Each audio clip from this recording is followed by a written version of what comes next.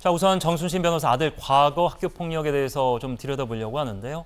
학교에서 강제 전학 조치를 내렸습니다. 그리고 사회봉사와 특별 교육도 지시받았고 이 처분이 상당히 당시 상황이 위중했다. 웬만하면 이게 명확한 증거와 이행이 있다는 것은 그만큼 심했다라고 봐야 되는 건데요. 네. 예. 맞습니다. 학교 폭력과 관련해서 학교 폭력의 예방 및 대책에 관한 법률에서는 각 그 중요도 혹은 뭐 심한 정도에 따라서 처분을 나누고 있는데 네. 가장 경미한 경우는 1호, 그다음에 가장 중한 경우는 9호로 나눠서 그 정도에 따라 결정이 내려지는데 강제 전학의 경우에는 제8호에 해당하는 중한 처분에 해당하고요. 예, 예. 따라서 정확한 사실관계까지 저희가 볼 수는 없지만 상당히 중한 내용의 학교 폭력을 저질렀고 그로 인해 이런 결정이 내려질 것이다라는 추측이 힘을 받고 있습니다. 예, 보시면 알겠습니다만 근데 8호가 네. 전학이긴 합니다만은 전제가 있습니다. 졸업 후 2년 뒤에는 이 기록을 삭제한다.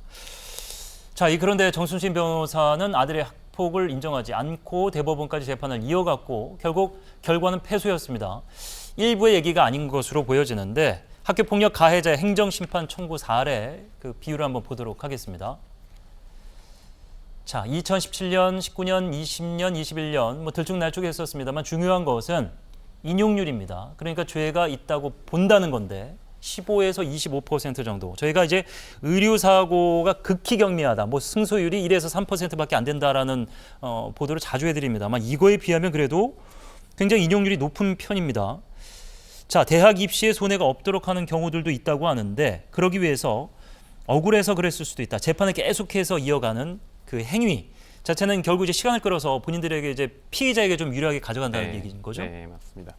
그래서 이 학교 폭력과 관련해서는 원칙적으로 말씀하신 것처럼 이제 그 법의 절차에 따라 이의를 제기할 수 있는 권리가 있고 객관적인 절차에 따라서 재판청구권은 보장이 되어야 될 게 맞겠지만 그 재판청구권의 범주를 넘어서 고의적인 지연만을 목적으로 그리고 말씀해주신 것처럼 학교 폭력을 했다는 것 자체가 학교생활기록부에 남을 경우에 대학 입시라든지 상급 학교 진학에 불이익을 받을 것을 염려하고 이것을 고의적으로 시간을 끌어주는 것을 전제로 해서 뭐 수임료를 받는 곳들이 있다.